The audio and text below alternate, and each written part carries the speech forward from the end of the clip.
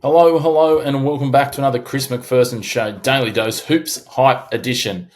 We have two games tonight and two very different pressures.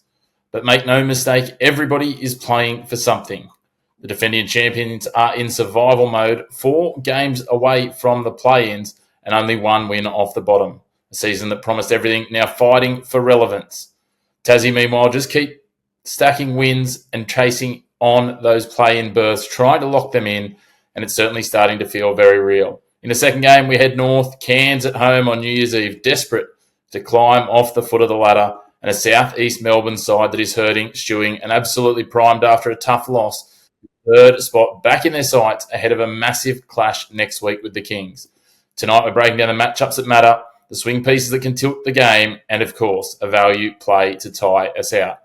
Make sure if you haven't already, hit subscribe down below, hit like on the video, and of course, follow along on our social media channels at The Chris Mack Show on Instagram, on X, on Facebook, and on TikTok. But let's get into the game, starting with Illawarra and Tasmania, and start with the tail of the tape in Wollongong. Illawarra's season has been, bluntly, disappointing. 1 win from their last 5, 6 wins from 19 all year, and a Christmas Day reminder from Sydney that this group is still searching for cohesion, confidence, and answers. Tasmania, on the flip side, quietly moving in the right direction, 3 from their last 5, all their imports back on deck, and their only slip recently, a 1-point overtime loss. This is a team that believes it's turning the corner. The stats of substance, let's get into the numbers that matter. Tasmania are one of the best road teams in the competition. 7 away wins already, and that is equal leading for the league. Bryce Hamilton sits top 5 in the league for shot volume at around 15.5 a game. On the other side, for JaVale McGee, almost identical volume, but finishing at a much higher efficiency, just under 60%, and right there is how this game can swing. In terms of the matchups that matter, let's start inside with JaVale McGee. He comes up against Will Magnay and Josh Bannon, and Illawarra will want McGee deep, early, violent touches in the post, clean ball, quick decisions.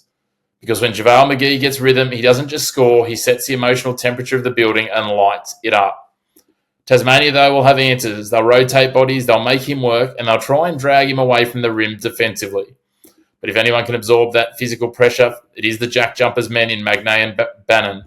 Out on the perimeter, they'll try and hook him out. Speaking of the perimeter, it's Bryce Hamilton versus Illawarra's guards. It could be a fully fit Tyler Harvey versus Hamilton, which would be absolutely box office. But right now, availability and health are big question marks with that back injury for Harvey. And given Hamilton clean looks, and he will open the floor for Tiger Campbell and David Johnson to land those knockout blows later on.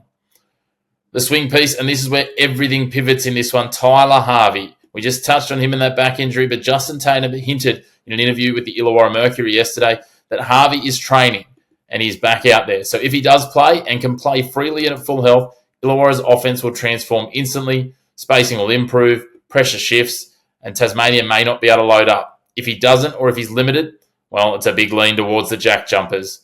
So for game 1, our wise wagers, just remember, as the ads always say, gamble responsibly.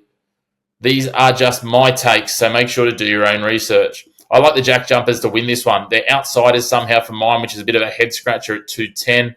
They're in better form, they're more settled, and Illawarra are so heavily reliant on McGee, and that may be around Harvey. For the secondary bet, I like Bryce Hamilton to score 20 or more at $1.90. His shot volume is there, and this matchup should suit him. If he can get comfortable earlier, Tasmania hum and get him plenty of points. For a little bit of value, let's have a look at under 180.5 total points. Tassie plus 4.5 and Josh Bannon over 6.5 rebounds. You should be able to pick that up at around $3.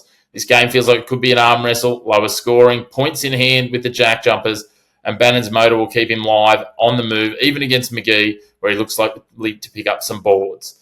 That's the bets for this one. That's your wise wagers. So let's move on to game 2. Up in the far north, Cairns and southeast Melbourne will close us out for the calendar year.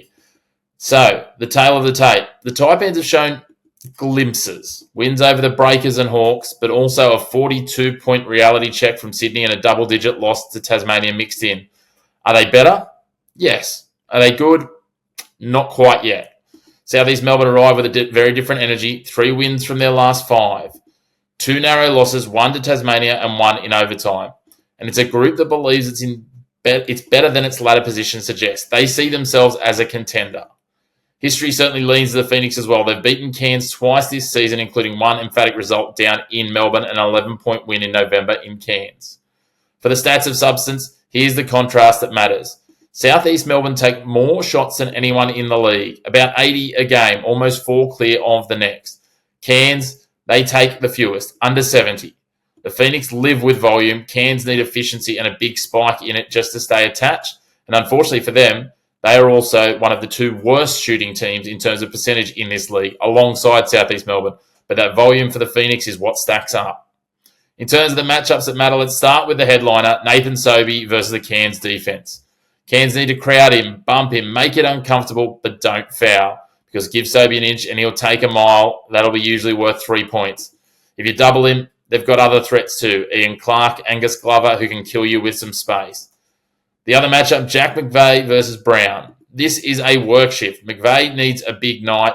Brown will need to be relentless. Pressure, hustle, hands everywhere. Points decision here leans to the Phoenix with the help defense around Brown, giving them the edge. Our wise wagers for this game, and again, as the ads say, bet with your head, not over it. I like the under 183.5 total points at $1.90. Even if the Phoenix score freely, Cairns are unlikely to go with them, and it's hard to see this turning into an absolute shootout. I also like the Phoenix to get started fast, so look at them for minus 2.5 in the first quarter at $1.91. Off a tough loss, I expect them to come out with aggression and try to set the tone early. As for the value angle, let's go the Phoenix minus 13.5, the extended points, plus Nathan Sobey to make 2 or more threes, which you should get around $3 or plus 200 for our American viewers. If this gets away, there's every chance that Southeast Melbourne put the foot on the throat and twist the knife afterwards. If they do, Sobey's fingerprints will be absolutely all over it. We have 2 games. We have 2 teams pushing forward, 2 teams trying not to sink any further. Tasmania and Southeast Melbourne with momentum on their minds. Illawarra and Cairns searching for stability and belief. A big thank you to you for tuning in to the Chris McPherson Show for another Hoops Hype episode. What a way to finish the season. These 2 big games that close out 2025. I should say the calendar year, not the season. Make sure to subscribe.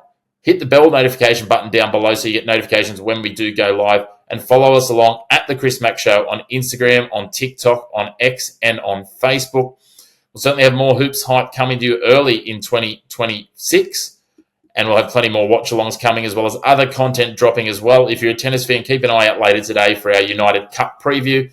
But as always, a big thanks for tuning in to your home of the black and white of sport. No grey opinions here. And we'll talk to you again soon.